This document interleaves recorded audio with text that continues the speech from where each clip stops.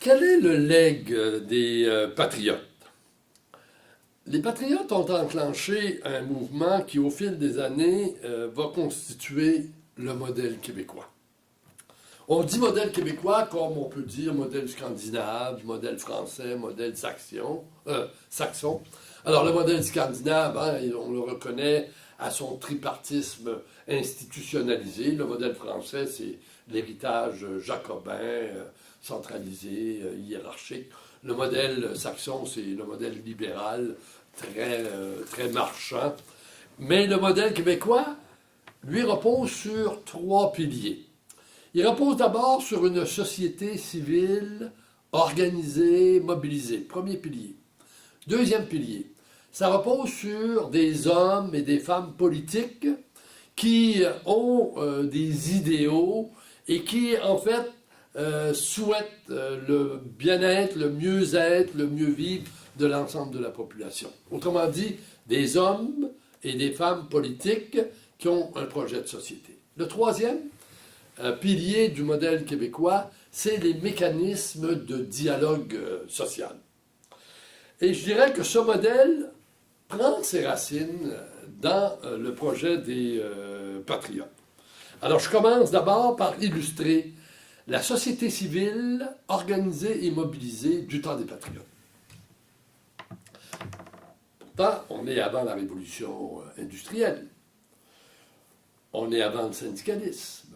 On est avant le mouvement de la coopération. Il n'y a pas d'école publique. La vie publique ou la vie collective tourne autour de la paroisse, autour de la municipalité, beaucoup autour du Parlement, qui est le premier Parlement qui a existé en dehors de Londres à partir de 1792. Il y a un parti politique. Au début, il s'appelle Parti canadien. C'est notre premier nom. Il va devenir Parti des Patriotes. Il va changer de nom. Ce parti est puissamment organisé. Il couvre tout le territoire. Il y a des comités locaux, il y a des comités de vigilance. Il peut mobiliser 10 000 combattants. En chiffre d'aujourd'hui, 10 000 combattants, c'est 130 000 combattants. Donc, pour une société, disons, pré-industrielle, pas équipée comme on l'est aujourd'hui, c'était quand même extraordinaire. Il tenait des assemblées monstres en plein champ. Il n'y a pas de système de son. Moi, je me suis toujours demandé comment il réussissait à faire ça. Rapidement, pour les 92 résolutions, ils vont ramasser 87 000 pétitionnaires. Alors, ça veut dire, en chiffre d'aujourd'hui, 1 116 000 personnes pour signer une pétition. Il y avait, disons, plusieurs petits journaux qu'on se passait sous le manteau. C'était à faible tirage, mais c'était très lu. Il y avait l'Avenir, la Minerve, l'Écho du Pays, le Libéral, le Vindicator et même le Stansted, le journal qui est encore aujourd'hui publié. La société civile, donc, du temps des Patriotes, était organisée et mobilisée. Et puis, ça s'est poursuivi. Disons, en 1850, on a vu apparaître les premières coopératives et les sociétés mutuelles de secours. 1870, les premiers syndicats, et syndicats ouvriers et syndicats agricoles. 1900, les premières caisses d'épargne et de crédit, ça va donner le mouvement des jardins. 1910, le devoir, créé par Henri Bourassa. 1921, la CTCC, qui va devenir en 1960 la CSN, et qui est elle-même une rupture par rapport au syndicalisme américain et anglais.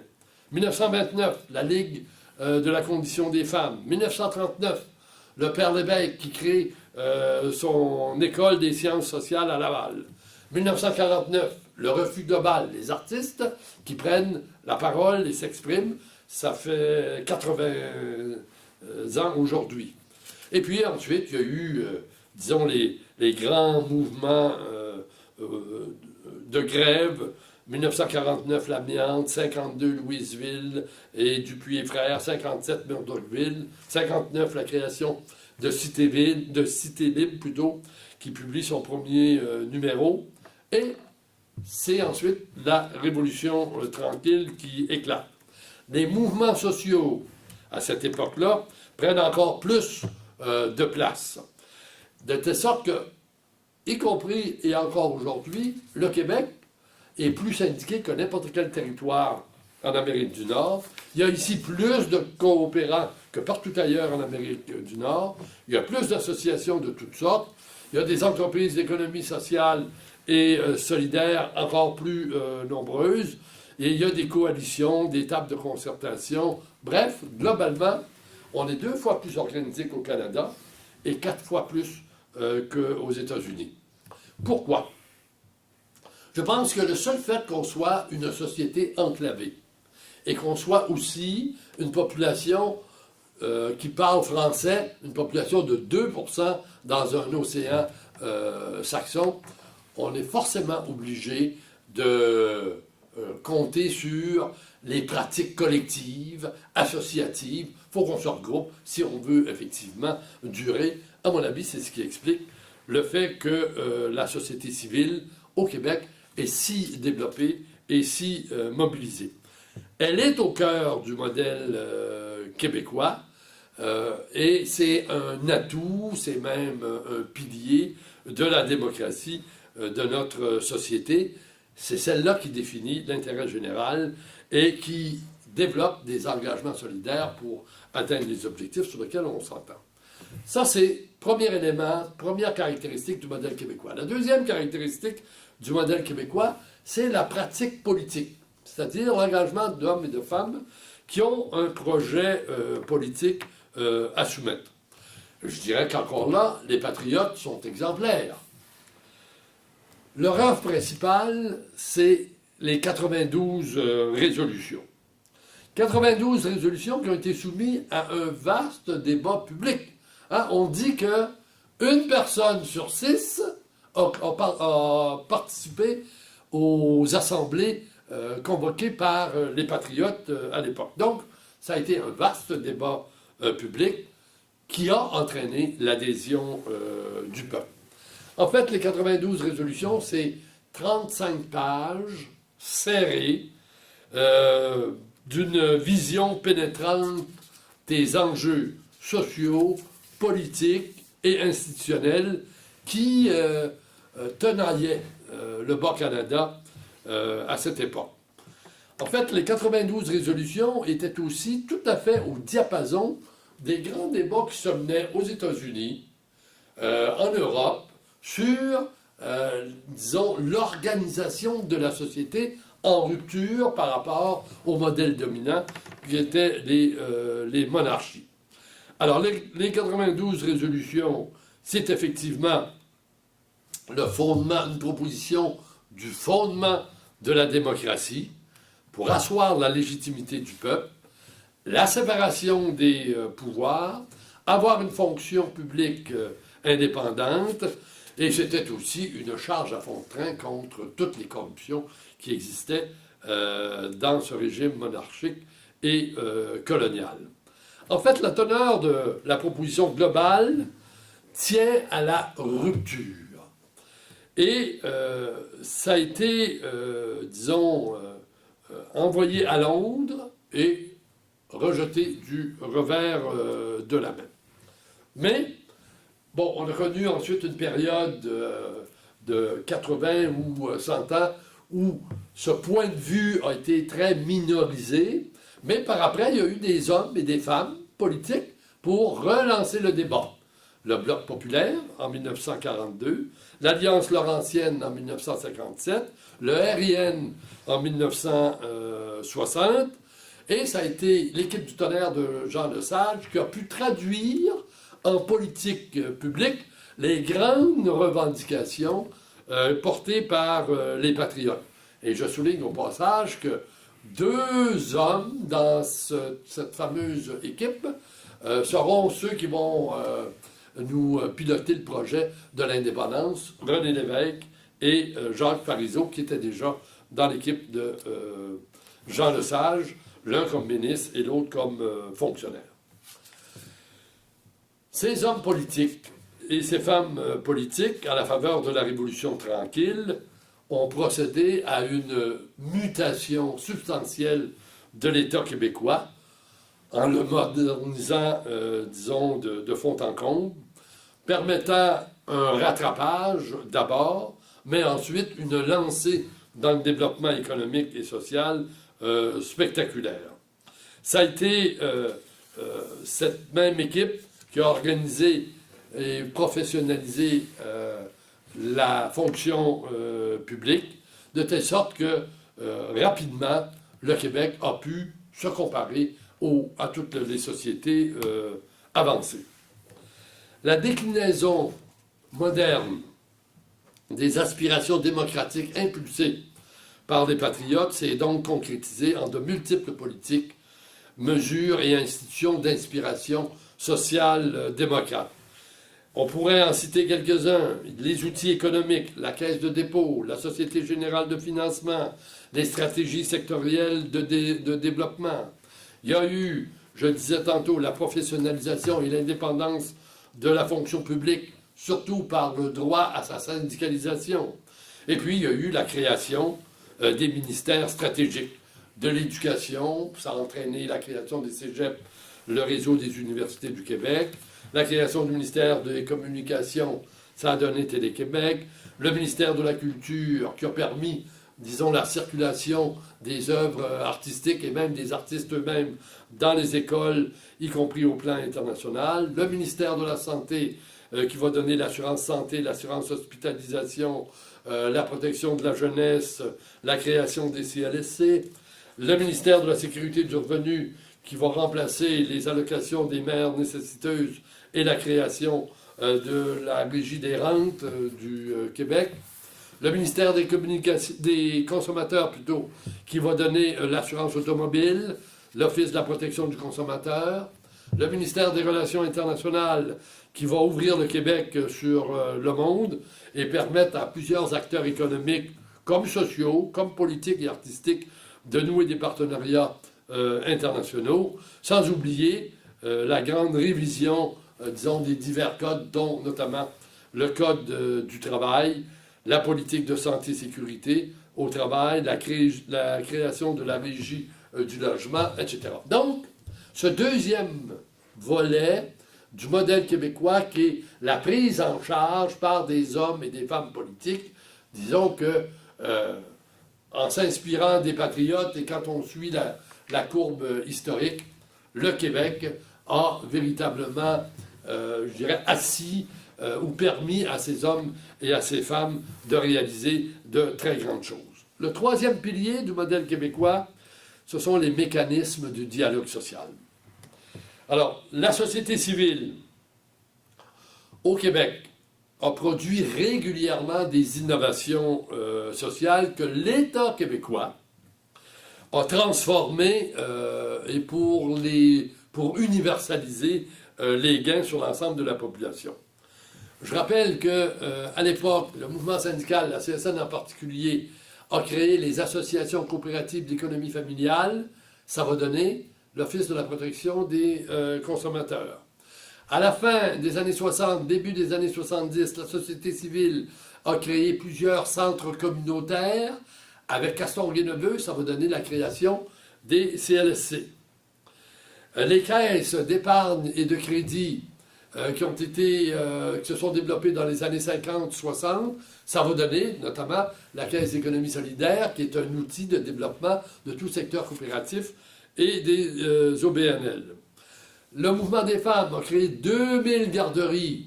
Au milieu des années 90, avec la ministre Marois, ça va donner les centres de la petite enfance.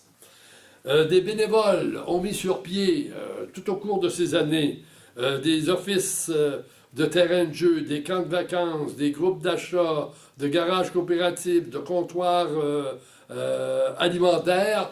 Ça a permis plusieurs innovations sociales qui ont contribué à la répartition de la richesse dans notre société. Bref, on peut dire que la Révolution tranquille, oui, il y a eu plusieurs politiques qui ont été, je dirais, exécutées de haut en bas, mais ce qui a été extraordinaire, c'est que la société civile a été toujours extrêmement innovantes pour proposer à l'État des tas de services que l'État a effectivement intégrés dans ses politiques. Arrive la crise de 80-81, la grave crise économique.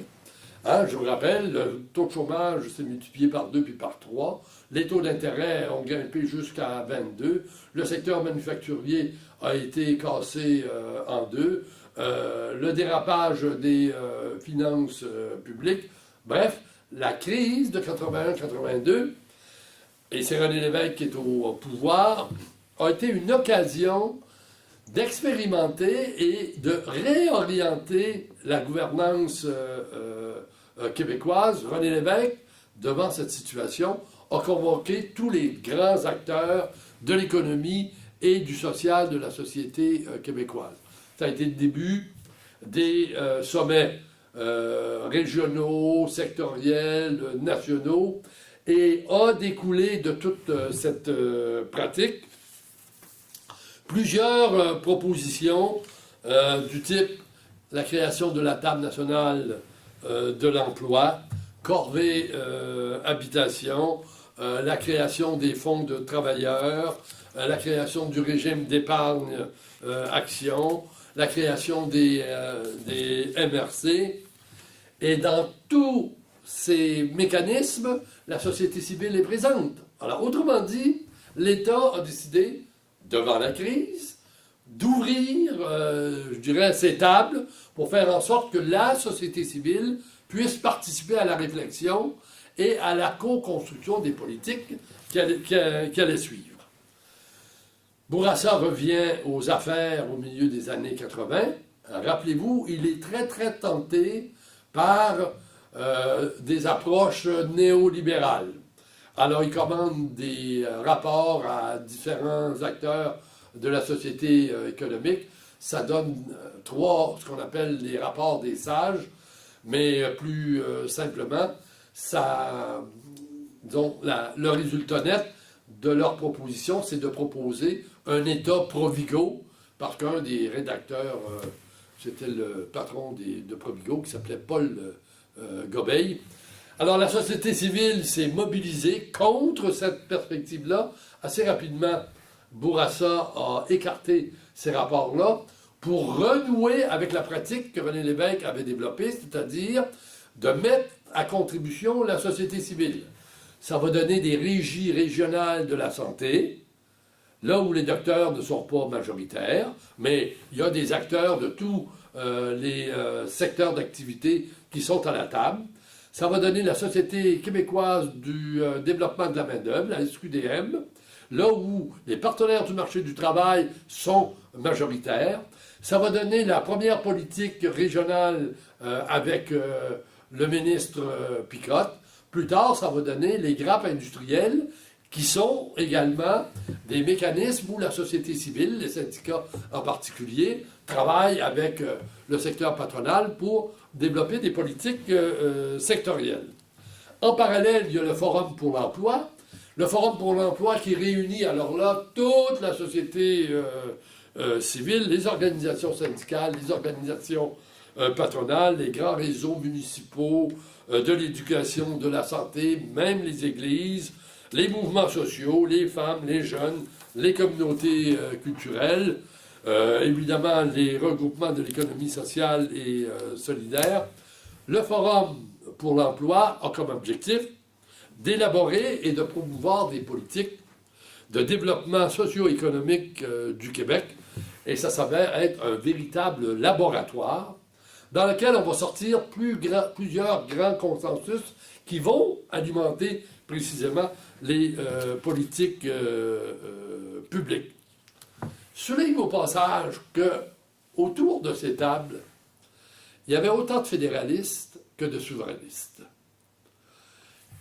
Et les deux étaient soucieux de développer un projet national pour le Québec.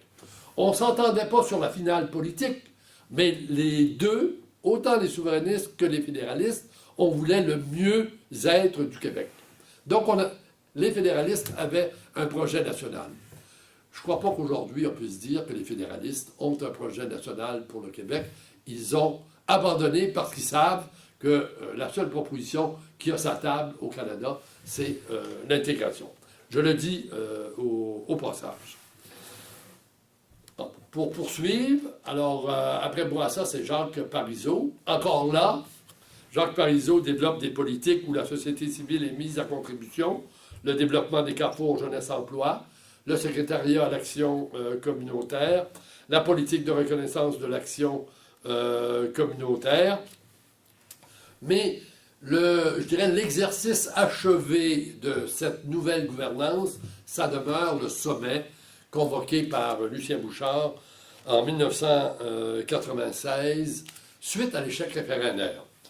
Je vous rappelle que la société civile au référendum de 1996 s'était massivement mobilisée pour faire de ce référendum un succès qui allait être une occasion de parfaire les réformes et de faire en sorte que l'État québécois soit un État partenaire tel qu'on l'avait initié à partir des années 80 et qui allait mettre à contribution toutes les forces vives de la société québécoise.